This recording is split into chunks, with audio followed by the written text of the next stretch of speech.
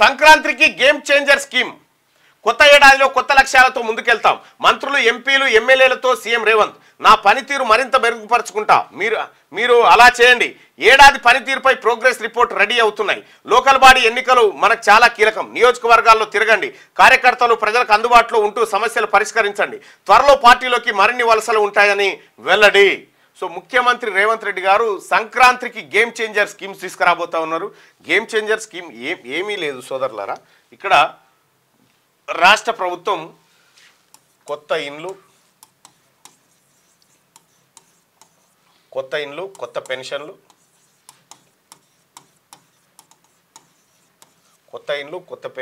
ఆ తర్వాత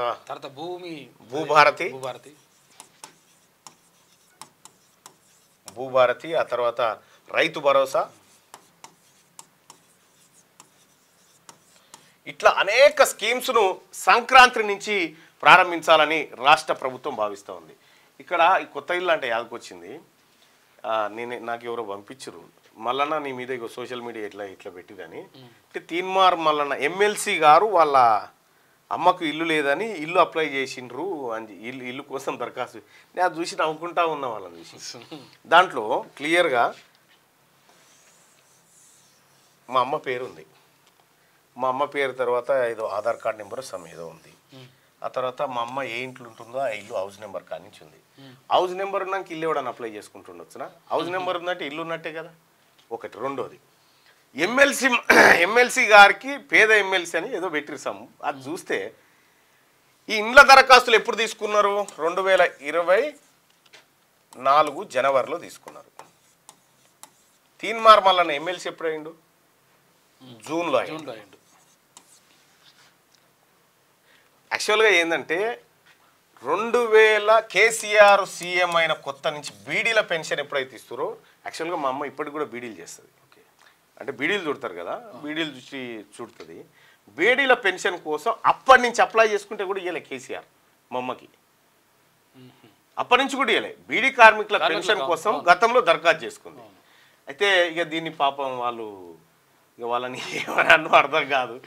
తీన్మార్ మల్లన్నకు వాళ్ళ ఈ అప్లికేషన్లు తీసుకుని పోని పెట్టిందే అనుకుందామా, పెట్టిందని జనవరిలో. అప్పటికి నేను ఎమ్మెల్సీ కాదే. బరాబర్ మా అమ్మ బీడీల పెన్షన్ 30 సంవత్సరాలు బీడీలు చుట్టుకుంటూ వస్తూ ఉంది మా అమ్మ. సరే, దాని గురించి మళ్ళీ వచ్చినప్పుడు మాట్లాడాలి. రైట్గా ఇట్లాంటి స్కీమ్స్ అన్నిటినీ రాష్ట్ర ప్రభుత్వం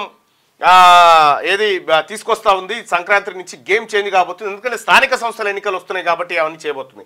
కొత్త ఏడాదిలో కొత్త లక్ష్యాలతో ముందుకెళ్తామని మంత్రులు, ఎంపీలు, ఎమ్మెల్యేలకు సీఎం రేవంత్ రెడ్డి సూచించారు. యాక్చువల్గా ఏంటంటే మా అమ్మ నేనెందుకు అప్లై చేసిన ఇది నేను చెయ్యను కూడా చేయలేదు, నాకు ఇప్పుడు ఎందుకు బిడ్డ అని చెప్పానంటూ ముందుకెళ్తామని మంత్రులు, ఎంపీలు, ఎమ్మెల్యేలకు సీఎం రేవంత్ రెడ్డి సూచించారు. ప్రజలకు మరింత సేవ చేసేందుకు ఇవాళ నుంచి నా పనితీరును ఇంకా మెరుగుపరుచుకుంటాను, మీరు కూడా మీ పనితీరును మెరుగుపరుచుకోవాలని చెప్పారు. న్యూ ఇయర్ సందర్భంగా సీఎం రేవంత్ రెడ్డికి శుభాకాంక్షలు తెలిపేందుకు మంత్రులు, ఎంపీలు, ఎమ్మెల్యేలు బుధవారం హైదరాబాద్ జూబ్లీహిల్స్లోని ఆయన ఇంటికి వచ్చారు. ఈ సందర్భంగా వాళ్లతో సీఎం ఇష్టాగోష్ఠిగా మాట్లాడారు. సంక్రాంతికి ప్రకటించనున్న కొత్త స్కీమ్స్ ఇటు ప్రభుత్వానికి అటు పార్టీకి గేమ్ చేంజర్ కానున్నాయని ఆయన అన్నారు.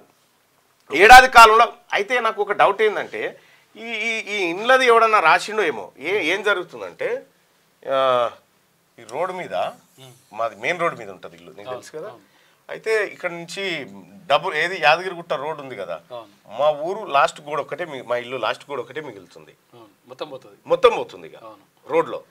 రోడ్డుకున్నది కాబట్టి అంటే అట్లా కూడా ఎవరైనా మా ఊర్లో నాయకులు ఎవరైనా రాసిరేమో తెలియదు. కానీ మొత్తానికైతే దాన్ని తీన్మార్ మల్లన్న ఎమ్మెల్సీ మల్లన్న, పేద మల్లన్న.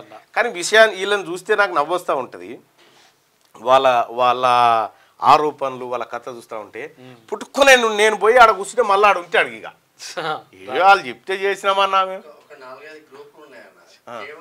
ప్రత్యేకంగా టార్గెట్ వాళ్ళ తీన్మార్ మల్లన్న పేరు చెప్పకుండా నిజంగా మీరు యూట్యూబ్లు నడుపుర్రా చూద్దాం. మీరు యూట్యూబ్లు నడుపురు తీన్మార్ మల్లన్న పేరు లేకుండా మీకు తిండే గతి లేదు వస్తున్నా పేరు చెప్పకపోతే చాలా మందికి. అయితే నేను చెప్తున్నా, బతుకురు బిడ్డ బతుకురు, నేనేం కాదంటలేను. మీరు ఎట్లా బతికినా ఓకే, మీరు ఎట్లా బతికినా నాకే అభ్యంతరం లేదు. విషయం ఏంటంటే మీరు ఏమనుకుంటారంటే ఇవన్నీ తీన్మార్ నేను చూడరా బాబు, నేను సోషల్ మీడియానే పట్టించుకోను, నేను నా పనిలో నేనుంటా అంతే. అయితే నాకు మిత్రుడు ఆయన మిత్రుడు పంపించి ఇదేంది మళ్ళీ అంటే అది చూసి సపరేట్ కోరుకున్నాను. అయితే విషయం ఏంటంటే ఎవరైతే ఈ బ్లాక్ మెయిలర్స్ ఎవరైతే యూట్యూబర్స్ ఉన్నారో ఒకరిద్దరు వాళ్ళందరూ కూడా వాళ్ళు ఏమనుకుంటారు, తీన్మార్ మళ్ళీ దీని మీద మాట్లాడితే మేము పెద్దోళ్ళం అవుతామేమో అనుకుంటారు. అట్లుండదు. దయచేసి మీరు ఇంకొకరిని చూసుకోరి కార్యక్రమం చేసుకోరి. పాత బిజినెస్లు ఉన్నాయి కదా, మీ దందాలు బెదిరింపులు ధమ్కీలు అవి చేసుకొని బతుకోరి. మీకు ఈ శాతనైన రోజులు వాడుకోరి. నేనైతే రెడీగా ఉన్నా. మీ కలల ఇల్లు హైదరాబాద్ ఫిజాదిగూడలో అందుబాటులో ఉంది. 86 గజాల విస్తరణ, 1500 స్క్వేర్ ఫీట్, కార్పెట్ ఏరియా, ప్రశాంతమైన వాతావరణం, విలువ పెరుగుతున్న ప్రాంతం, అదిరిపోయే డబుల్ బెడ్రూమ్ ఇల్లు, బ్యాంక్ లోన్ సౌకర్యం కలదు. ఈ అద్భుత అవకాశాన్ని మిస్ కాకండి. మరిన్ని వివరాల కోసం సంప్రదించవలసిన నెంబర్లు